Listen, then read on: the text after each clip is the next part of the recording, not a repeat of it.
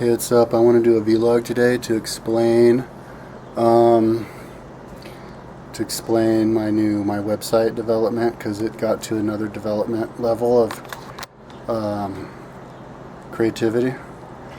Um, I'm high. It wasn't like I was smoking for a half hour before I did this, though. Probably should smoke a bowl like in a couple of seconds.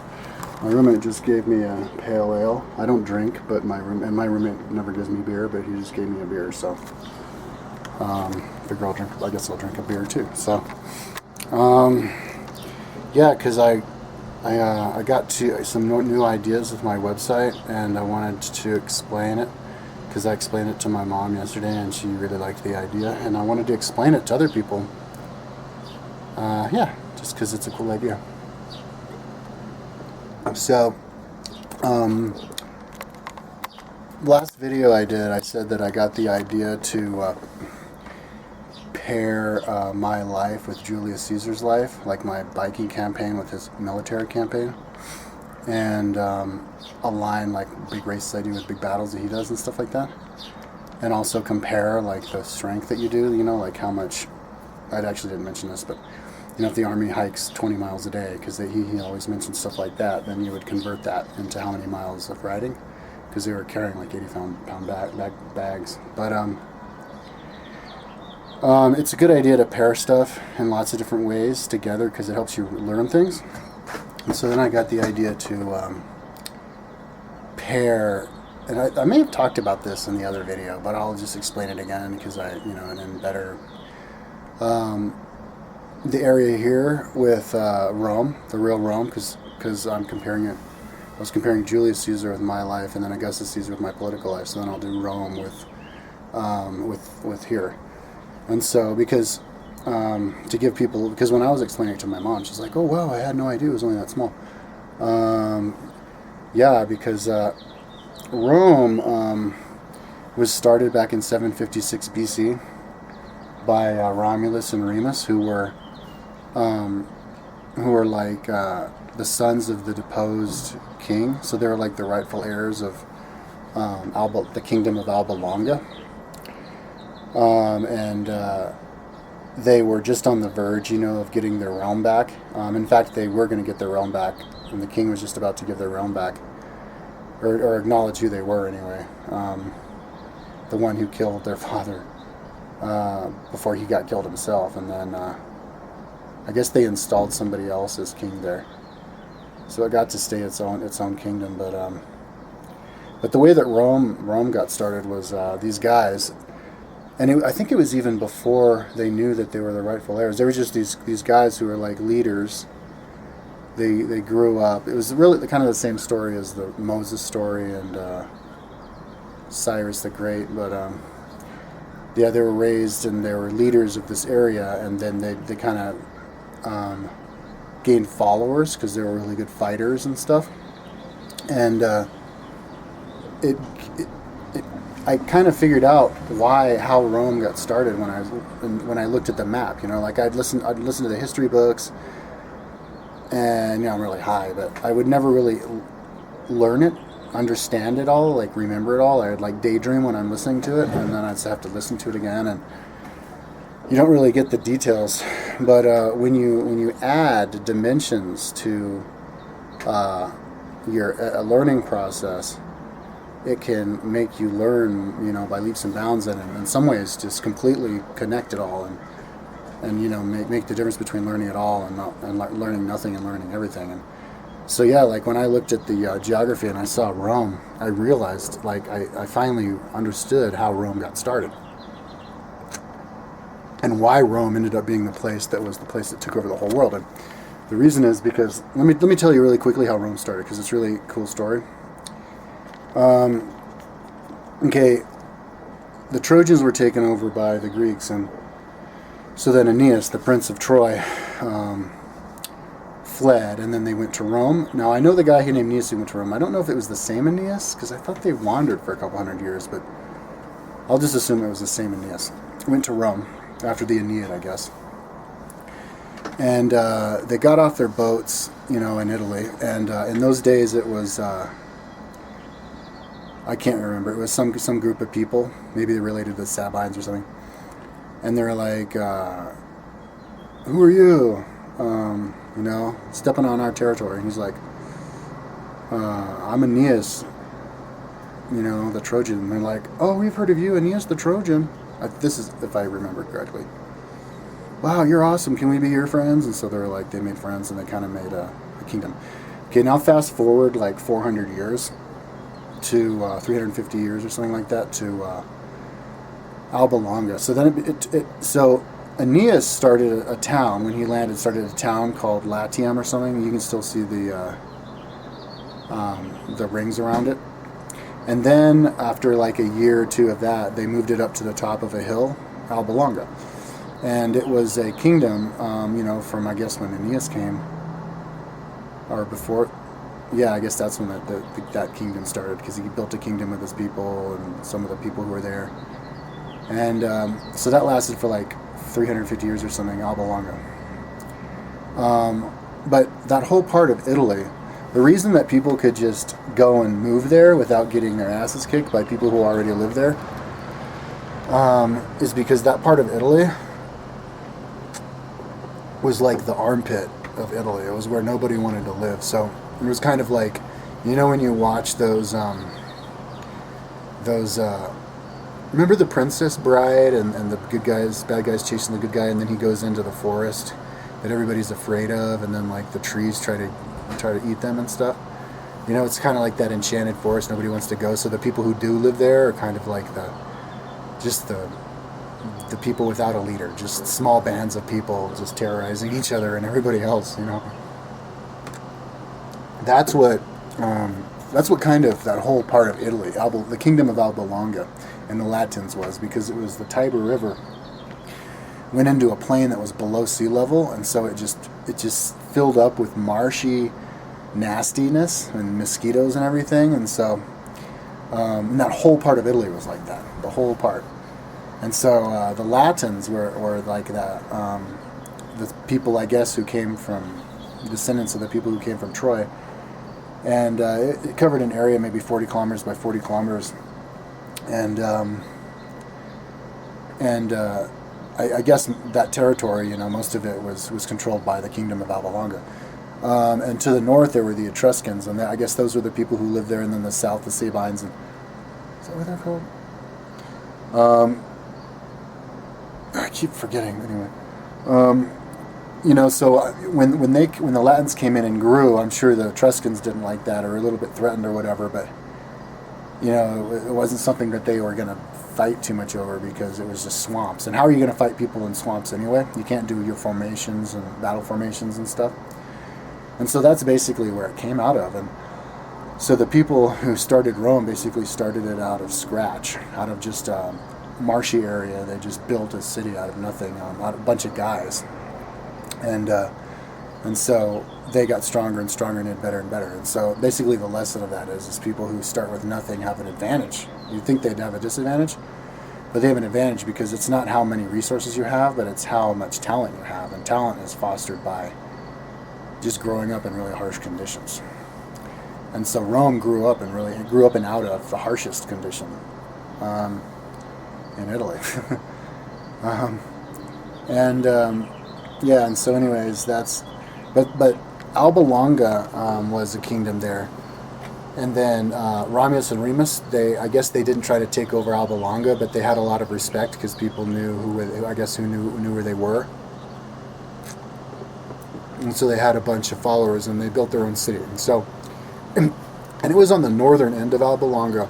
It was part of Latium, the Latins, that was bordered with the Etruscans, who were the big nation who were that all the way. It's Tuscany gets their name from Etruscan. It was from Rome all the way up to the northern part of Italy, and so they probably they liked the idea of somebody building a strong fort right there on the border. And so Rome started like in 756, not really so much as its own kingdom. Well, out of the other kingdom, but now it was its own kingdom, because it was like the people who were the rightful heirs anyway, starting their own kingdom and letting the other king kind of be his king. But the kingdom of Romulus when he built his city and he had his kingdom, and they were had their territory, was about 20 kilometers across, and that kind of makes sense if you think about it, because most people didn't even have horses. Only the rich people, the equestrians, because it's kind of expensive to maintain that stuff. People would have like, I guess sheeps and stuff, but so if you're gonna go and it's kind of what you could walk across in a day. Like you could walk across 12 miles in a day, sort of thing. Or if you're gonna go meet somebody at battle at the edge of your territory, you only have to go 6 miles. Like a 10K run. So yeah, my mom was like, I didn't know that it was that small. The kingdom of Rome was that small, And when you do think of it, and then you hear all the stories in the context of knowing how big it is, it's like it's a evolutionary quantum leap in your comprehension of what's actually going on. It's a necessary part. And so I wanted to pair where I live here with Rome. So I put, if you're going to put Rome, the Roman Colosseum at the Haystack in North Boulder. It's this big hill that looks just like a pyramid. Then 12 miles away, or 6 miles away, 12 miles away, because Alba is 12 miles away from Rome, would be Marshall Reservoir, which covers the area of like your average ancient city, walled city. They were about a kilometer across, about a little bit. They were like a square kilometer. So now I can make up a story that when like here in Boulder, I would hear the Sanctimonians. They start their own band of warrior men because they don't like. They think that women are weak and they cause you to be weak. And that's actually a motif from history. See, I want to use all of the motifs from history and just throw them all together. Like, just every single one I can. Because the more that I make, the more people can learn. Because they'll remember my story because it's so wacky and wild and funny. But they'll also know that every single thing that I say actually really did happen. I'm basically telling the story, just tweaking a little bit. And so, because what really happened was a bunch of guys got together and decided to build a city, and so my story is, but the motif of like, because women are weak. I should do a video about sexism. Somebody wanted me to do about sexism, but like the ancient like sexism comes from the battle of what are we going to spend our money on, our resources, our time and energy on. Making us physically strong and training for war and fighting and weapons and building walls and stuff, or which is what the guys want to do, or are we going to do what the girls want to do, which is spend the extra time and money on building nice gardens and painting your house and beautifying yourself and makeup and all that kind of stuff. So and then like when you would let the women win the argument, then you would get killed, and then so you'd blame them, and then you'd want to try to make it become like Sparta, just a country of warriors, and they did well that way. It's because so they realize, the more warrior you are. So anyways, in Sanctimonium, it's like only guys allowed, and then but in Rome they said, oh shit, we need women to make a city that's going to last. But nobody else around there wanted to give them their women because I guess they didn't think of them as a legitimate like nation yet. So they invited the Sabines over to like watch them do sports and do sports competitions and to just check out their new city because it was impressive how much they had built in just like 1 year. And but when they came, they grabbed all of their girls and like threw them in their houses and then made their parents go home without their girls.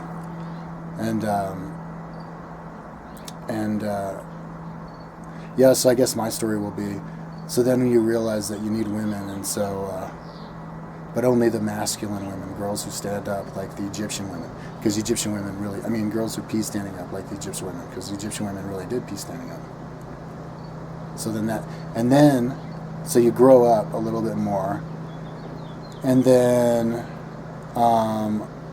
Oh yeah, no, the Sabines did attack though. They bribed the daughter of the chief army officer to let them in Rome, let them in the wall, because they were going to give her a bunch of gold. So they gave her all the gold, but they gave her so much that it crushed her to death. And there's other stories, or give me your shields, or they gave them her shield. But so then they were fighting the Romans inside Rome until the girls jumped out and in between the spears and said, "If you're going to kill each other, kill us first, because we don't want you to fight. We'll stay here with the Romans." And so the Sabines were finally like, "All right, fine. We'll become one country then." So I think that's when they became one country, or they became like team countries. Anyway, now I don't have I didn't make up my own story for that, but I want to make up my own story for every single thing, and also have it paired, not only for space, but also for time that goes by. So I'll set a time, and then the same amount of time goes by. So then, like for example, the next kingdom over, Alba Longa, where they came from, this is like 100 years later. They had a king called Hostilius, Tullius Hostilius, and the word hostile comes from him because he was just. See, Rome was started as like a backwoods, getting bitten by mosquitoes all the time, like place for people, badasses, to practice their martial arts. That's probably what they were doing for 100 years until they were finally like, we gotta fight. We gotta, when you do that enough, you want to test your practice on somebody. And so, anyway, so one time at the border between Rome and Alba Longa, these two sister countries, two independent. Now this kind of tells you that this is what tribal society was. It's you have like an area 40 kilometers across, and you have it's a group of people who all speak the same language, so you can travel about 40 kilometers across, at will your whole life, and check out the scenery and communicate with all the people, and then go back to your house or whatever and do trade.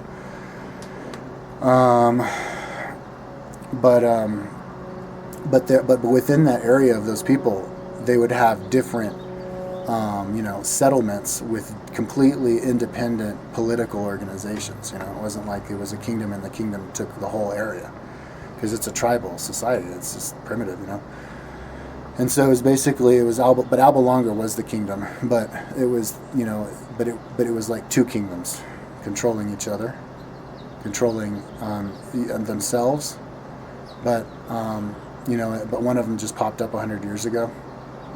So anyway, it's just kind of like, just think like tribal gangster mentality, right? It's because at the border between Alba Longa and Rome,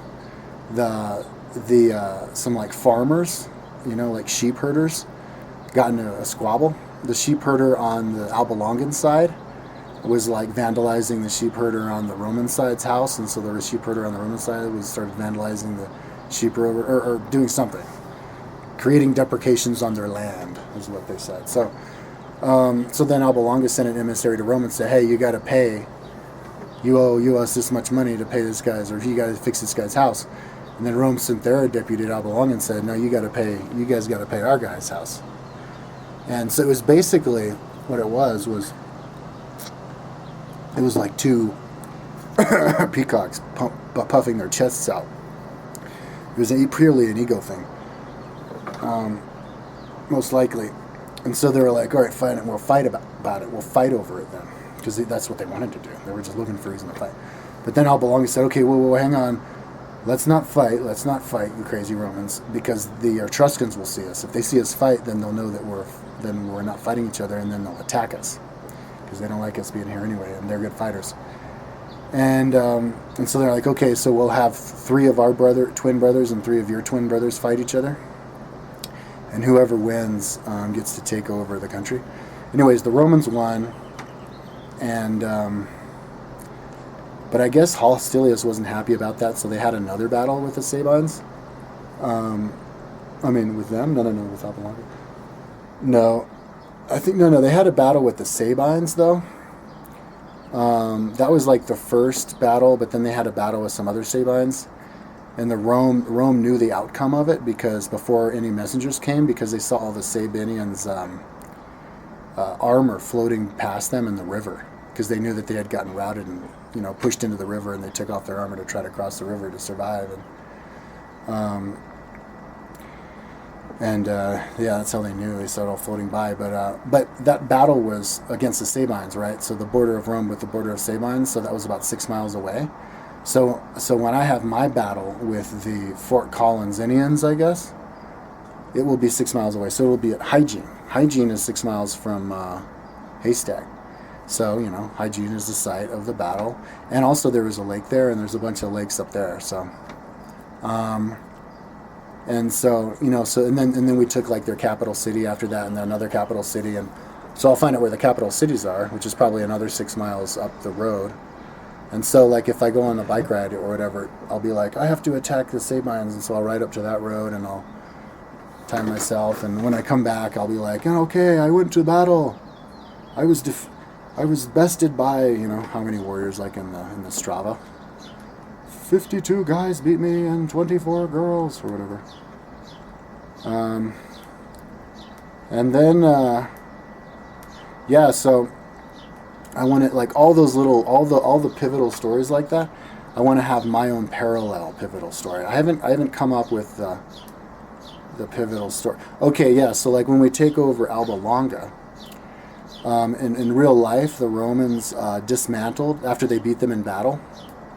Probably, I think maybe it was that battle. That was a Sabine battle. They beat him in a battle, and they decided they wanted to make Rome really powerful and strong. So they decided to make all of the Alba Longans move to Rome. So they went to Alba Longa and they said, "We're going to tear your whole city down." And they even heard this, like the houses already being torn down, like at the edges of the city. Yeah, you have like 1 hour to get your stuff and march to Rome. And so my story will be, after we won the battle, Lord God made their city fill up with water. And so now what you see is the Lake Marshall Lake. Because now when you ride, because there's a trail that goes around it, so when you ride around Marshall Lake, you can know that you're riding around an ancient city, because it's the same size as an ancient city. Same thing with this area, this field north of Boulder. It's about the same exact size. So then I will pair it, and then Rome got from that size. They took up all of Latium, which is like 40 kilometers across, and then they took over some other tribes. So then it was like it gradually got bigger, and so I have as I grow out, I actually have it grown out from here all the way out to an equivalent size of the Roman Republic, almost as big as all of Italy. It's kind of close to the size of Colorado, because I haven't figured out.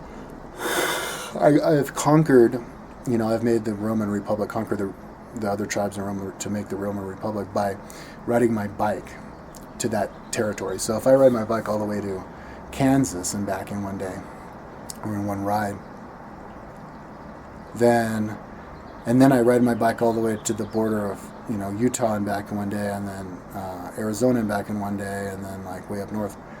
If you make a circle with those as the outer points, then you kind of have an area as big as the Republic of Rome, and so then I can say I took over the Republic of Rome because you connected, and so also so people on bikes can get an idea of how big this stuff is, because nobody can get as clear of an idea of how big something is in terms of area, and how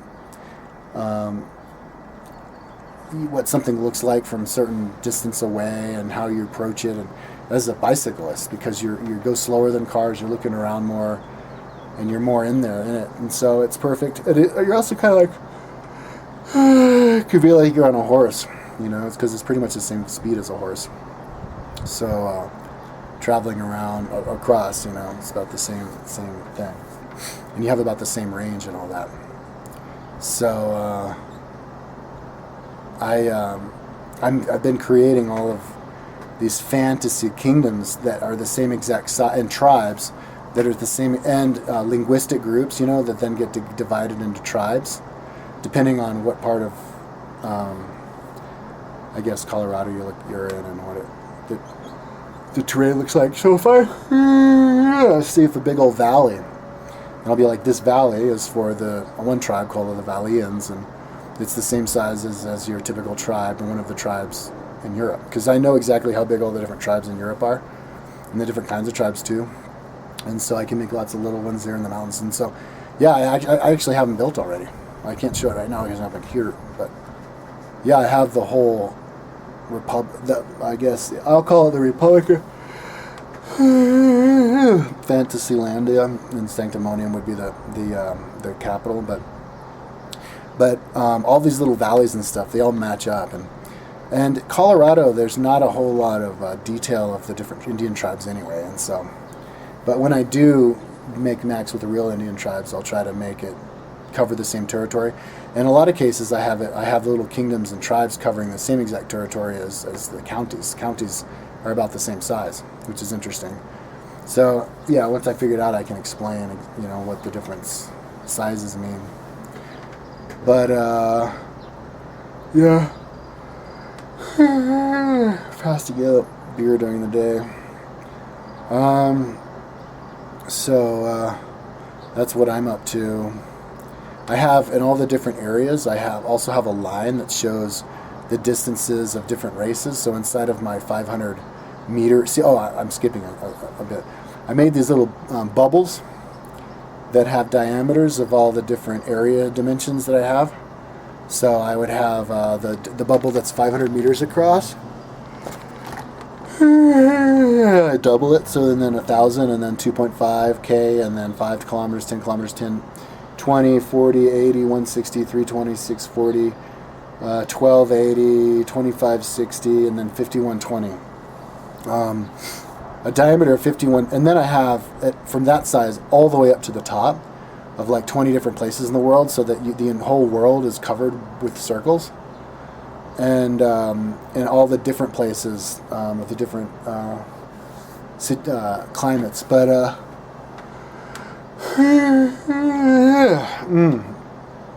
but inside of these bubbles, I'm going to have, because I'm pairing athletics, sporting, running, biking, traveling athletics with the past, because they did all that in the Olympics in the past, but they also did it for useful purposes, such as relaying messages, all different kinds of distance message relayers, in civil life as well as military. And so I'll have little lines, inside of the 500. I'll have the 400 meter sprint, just this line that goes across. And of course, up here in Sanctimonium, I'll have it go up an actual road, and then I'll run it, and I'll that's where I'll time myself. But I'll have the 200 meter, 100 meter, and then as you get bigger, that's when you start incorporating, the marathon, what Philippides ran in a day, I guess 75 miles a day, because he did 152 days. And then, different bike races. And then if you're in the water, which a lot of these places are near the water, or even, you would have the boats, the 2 kilometer kayak races and rowing races and stuff. And then, the endurance, so that you can see it in the context of all these little bubbles and all around the world. Every single bubble is going to have it for every single distance, all the way up to the 24-hour road race, which is like or the world record, which is 530 miles or 550 miles. You could put that on a big map, just as one straight line going out. So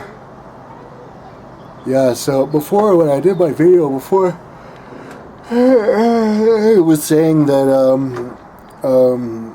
I was going to start doing all that, like riding my bike, and then starting riding my bike on the rollers, and then so I can ride outside this winter. But I have too many things going on, too many projects, so I think I'm gonna postpone it one more year and start it in the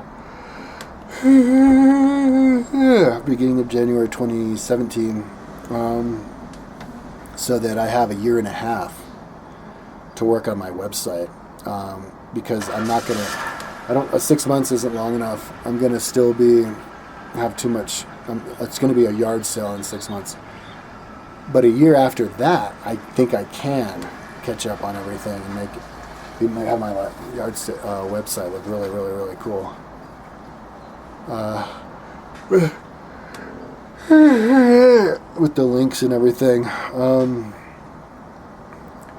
Yeah, and I also want to finish my Bibles page. Put all the important like history books on the internet,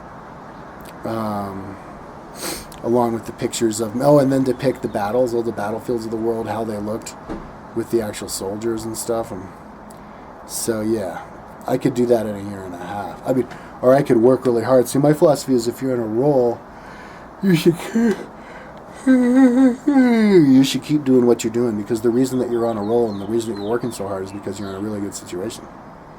So just don't take you out of that situation, and then you'll be okay, and you'll keep going. And if you're moving forward really quickly and kicking ass on something, then you should just keep doing it, because you're taking advantage. Because you can't always do well, like if you're tired or something, you can't concentrate. And so, yeah. So, but yeah. In a year and a half, I can be ready though.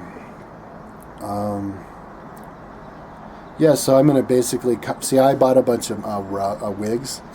I have the retardo mullet wig, for my rustic, and I have the old wise man wig, and I have the Jesus out robe, and the beanie hat, and for all the different characters. And so I get to act it out, and like talk to each other in the different voices, and just be as creative. Oh, and then it'll be a musical. So then I'll sing songs about it, about all the different motifs. And so here's some more motifs that I thought of. So after you decide that you need women, then you have the women, and then there's a story up where there was 3 guys standing around. This I'm making up all by myself, this part, and I'll let people know when I'm making stuff up out of the blue when it's paired with Rome. But standing around trying to say who was the most badass. And the first guy drank himself to death. The next guy jumped off of a cliff. And the other guy stood in a ant pit and let them eat him to death.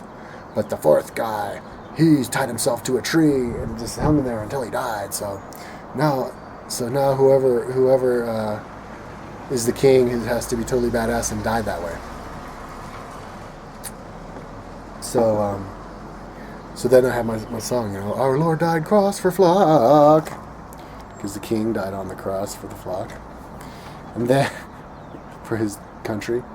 And then there's the virgin birth and Lord, so people are comparing this to Jesus Christ, but I'm taking Jesus Christ and I'm twisting a little bit and making it into my little sanctimonium. And so he was the virgin birth and Savior, the virgin birth and King.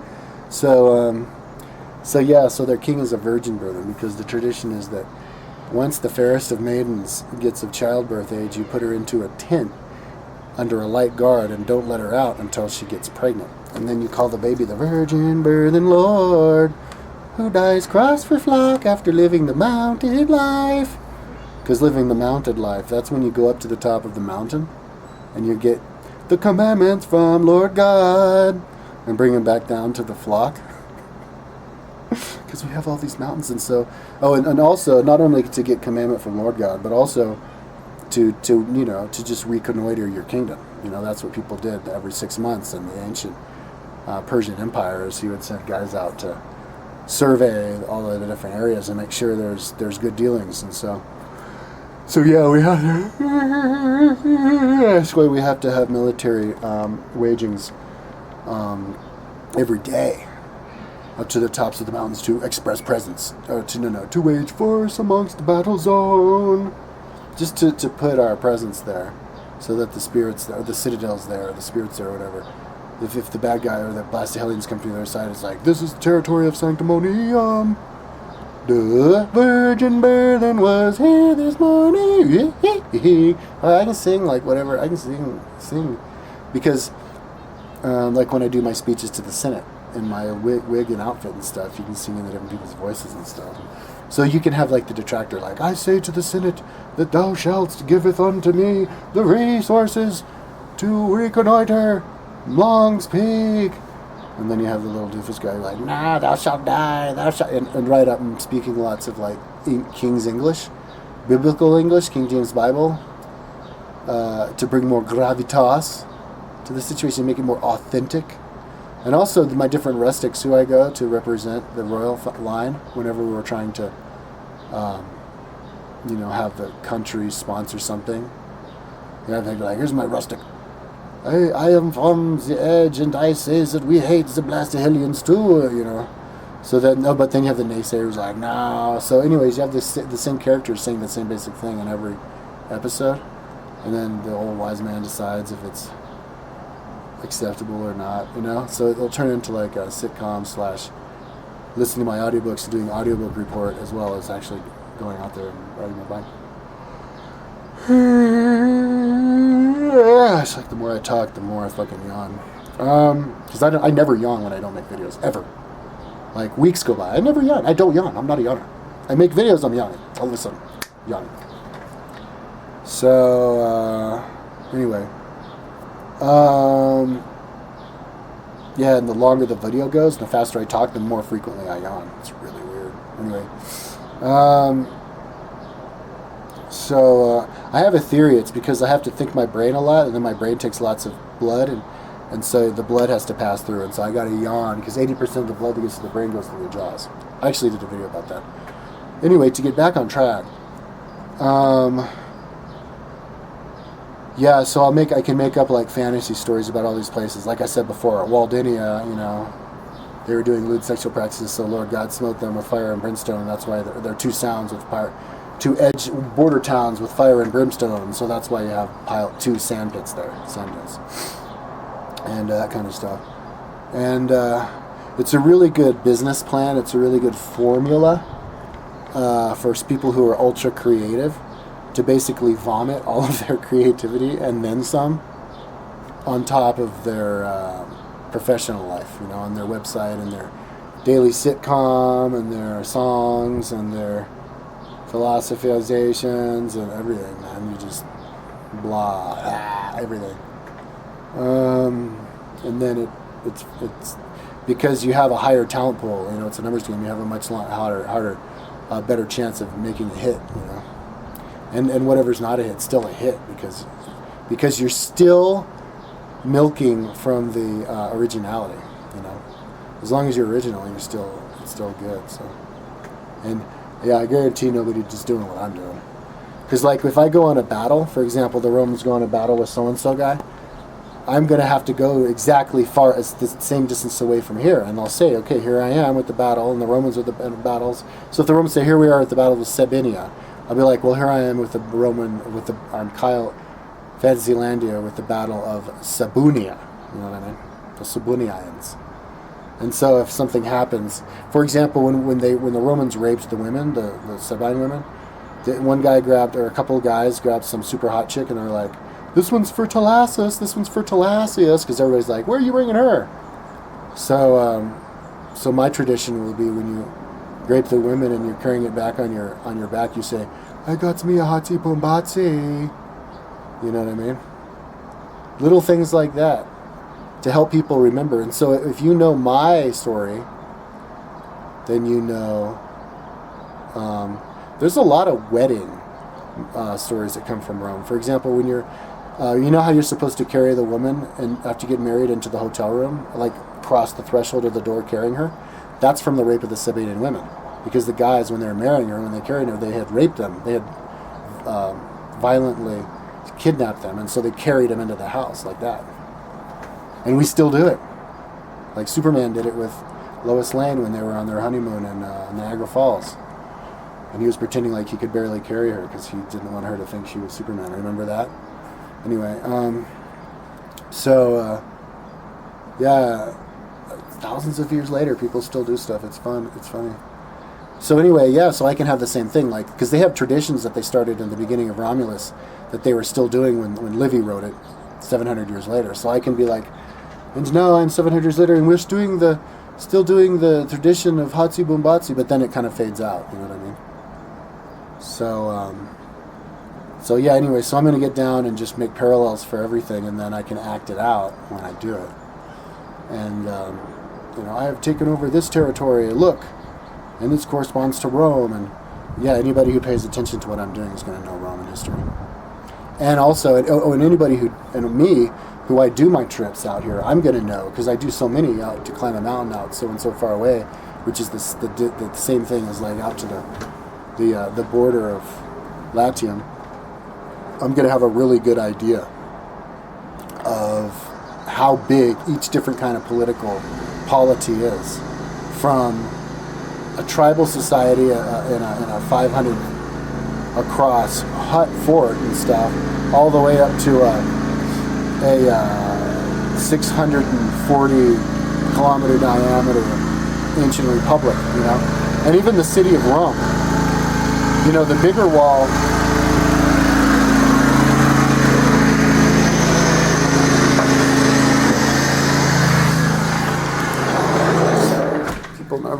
People never mow the lawn out here. The bigger wall, it stinks. I need to clean out my dead crickets. The smaller wall, a normal wall, is kind of small, and you can have something that traces that same exact area. It's these ditches around Haystack Mountain, and then if you go around the exact, like the block around Haystack, it's the same exact size pretty much as the first wall of Rome, which is a little bit bigger than your average walled city. And then the bigger wall, the Antonine Wall, that's actually really big. Or a lot bigger, which goes, like a couple of miles across or something. And so then you can get a different idea. Oh, wow, this is really big. And then when Rome is imperial, it was like as big as the entire kingdom. It was like 20 kilometers across the city, like a modern ring road. And so, yeah, little things like that that you learn from that I learn, and then I pair it here, and then I compare it. And I know the sizes and how far away, and then I explain it by way of my show, and then on the video, and then you Google Earth downloads, which I'll have ready pretty soon. The concentric circles, I think, is a really good idea, because when you look at and you figure out how big your area is here where you live, you can see it with the color-coded concentric circles. And then when you see that same concentric circle over the area in all these different places everywhere else, all the other ancient capital cities around world, you can get an idea of how, exactly how big they are and how long it takes to get from here to here and that kind of a stuff. And so, so that's what I'm up to. But it's going to take like a year and a half. But I'm glad that 42 minutes. I'm glad that I explained it now. I hope I didn't leave anything out. But it does provide plenty of fodder for as much creativity as I could possibly come up with, because I can plug it all in. If I come up with a stupid song, I can just sing it and say that it's a sanctimonium song and have like a meaning to it that has the same meaning that Rome, just twisted a little bit. And then I think it'll also help motivate people to go out and ride their bikes, listen to audiobooks too, because I'm going to do the audiobook reports, and to learn what area means that way. And also to, I forgot the third one.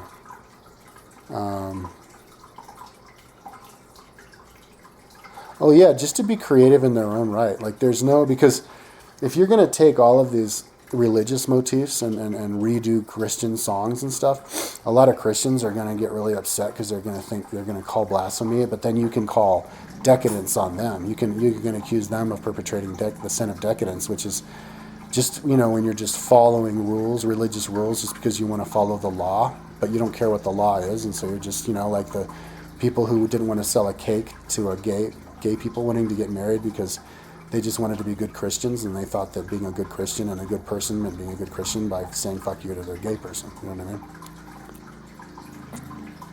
That's decadence. And so when everybody's being decadent and just not liking people for stupid reasons just because they're different, and they're violating old faux pas or taboos that existed in the past that have no reason to exist now, like nudity or whatever, this kind of stuff. And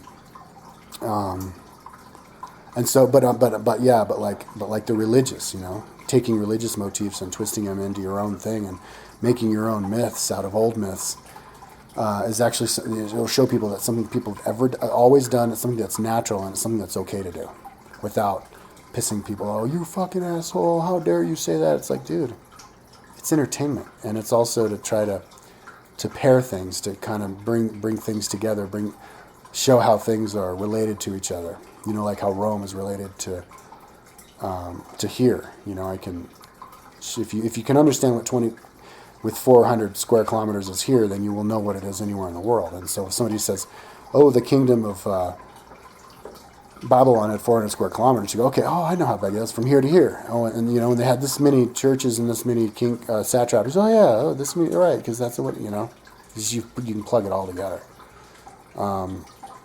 Yeah, and so that's what I'm going to do. I think I've talked long enough. I've probably repeated myself a couple times, and I hope I made myself clear, but it's going to take about a year and a half to do all that. But I'll try to, you know, barf as much of it up on my actual website as I can so that people can see actually that I'm actually doing it.